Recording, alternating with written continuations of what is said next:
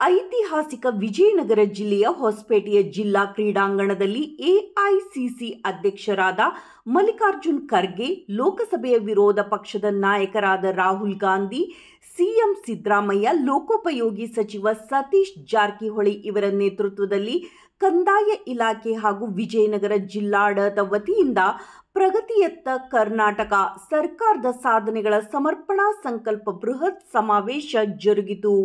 ಕರ್ನಾಟಕದಲ್ಲಿ ಕಾಂಗ್ರೆಸ್ ಸರ್ಕಾರ ಅಧಿಕಾರಕ್ಕೆ ಬಂದು 2 ವರ್ಷ ಪೂರೈಸಿದ ಹಿನ್ನೆಲೆಯಲ್ಲಿ ವಿಶ್ವ ಪರಂಪರೆ ಹಾಗೂ ವಿಜಯನಗರದ ಹೆಬ್ಬಾಗಿಲು ಎನಿಸಿಕೊಂಡಿರುವ ಹೊಸಪೇಟೆ ನಗರ ಈ ಐತಿಹಾಸಿಕ ಸಮಾವೇಶಕ್ಕೆ ಸಾಕ್ಷಿಯಾಯಿತು.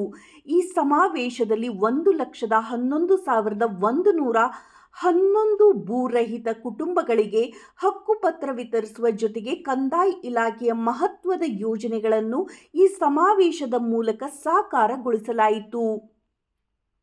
ಈ ಕಾರ್ಯಕ್ರಮದಲ್ಲಿ ಎಐಸಿಸಿ ಕಾರ್ಯದರ್ಶಿ ಹಾಗೂ ಕರ್ನಾಟಕ ಉಸ್ತುವಾರಿ ರಣದೀಪ್ ಸಿಂಗ್ ಸುರ್ಜೇವಾಲಾ, ಡಿಸಿಎಂ ಡಿಕೆ ಶಿವಕುಮಾರ್, ಕಂದಾಯ ಸಚಿವ ಕೃಷ್ಣ ಬೈರೇಗೌಡ, ವಸತಿ ಹಾಗೂ ವಿಜಯನಗರ ಜಿಲ್ಲಾ ಉಸ್ತುವಾರಿ ಸಚಿವರಾದ ಜಮೀರ್ ಅಹಮದ್ ಖಾನ್, ಸಚಿವ ಸಂಪುಟ ಸದಸ್ಯರು, ವಿಧಾನಸಭಾ ಸದಸ್ಯರು, ವಿಧಾನ ಪರಿಷತ್ ಸದಸ್ಯರು, ಲೋಕಸಭಾ ಸದಸ್ಯರು, ರಾಜ್ಯಸಭಾ ಸದಸ್ಯರು ಹಾಗೂ ಎಐಸಿಸಿ ಕೆಪಿಸಿಸಿ ಪದಾಧಿಕಾರಿಗಳು ಉಪಸ್ಥಿತರಿದ್ದರು.